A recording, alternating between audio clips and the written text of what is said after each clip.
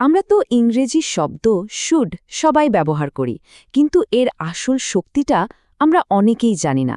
আজকে আমরা এর সেই সব দিক দেখব যা আপনার ধারণাই হয়তো পাল্টে দেবে। ব্যাপারটা একবার ভেবে দেখুন তো, যদি শুড মানে শুধু উচিত বলেই জেনে থাকেন, তাহলে আপনি এর প্রায় ৭০% ক্ষমতায় ব্যবহার করছেন না। চলুন আজ আমরা সেই বাকি ৭০% রহস্যটা একটু উন্মোচন করি। আচ্ছা, তো চলুন শুরু করা যাক একদম বেসিক ব্যবহারটা দিয়ে, মানে যেটা আমাদের সবার কাছে খুব পরিচিত।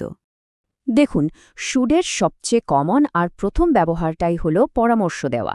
মানে যখন আমরা কাউকে কোনো সাজেশন দিই বা কোনো কিছুর জন্য সুপারিশ করি, তখনই এই শব্দটা ব্যবহার করি। এর গঠনটা কিন্তু একদম সোজা।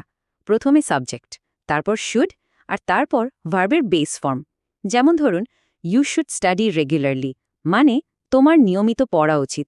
বা আরেকটা দেখুন, you should drink more water, মানে তোমার বেশি পানি খাওয়া উচিত। খুবই সহজ, তাই না?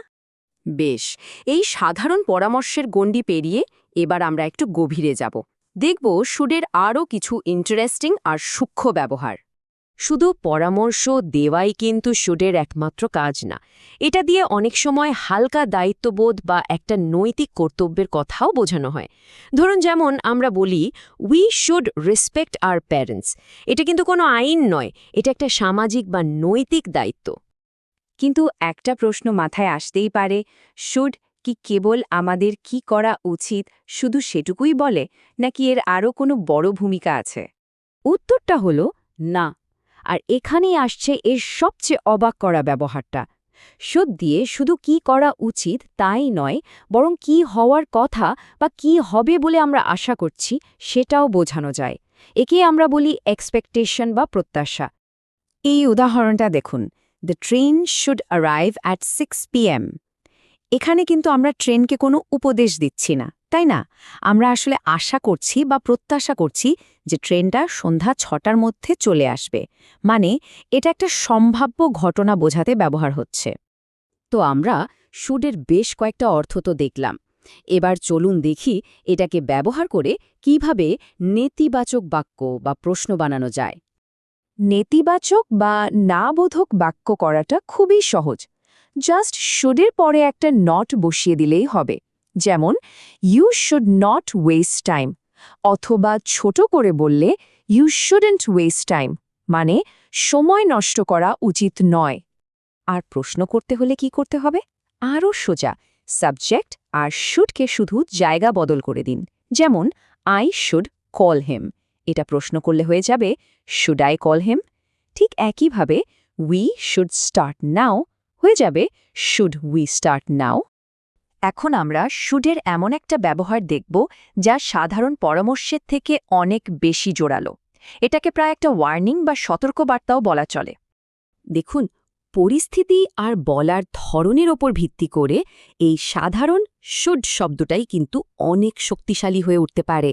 যেমন, কেউ যখন সিরিয়াস হয়ে বলে ইউ শুড স্টপ স্মোকিং, তখন এটা আর হালকা পরামর্শ থাকে না, এটা একটা শক্ত সতর্কবাণী হয়ে দাঁড়ায়।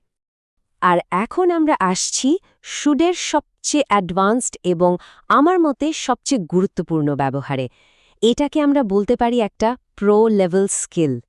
শুড হ্যাভ ব্যবহার হয় মূলত অনুশোচনা বা আফসোস প্রকাশ করার জন্য।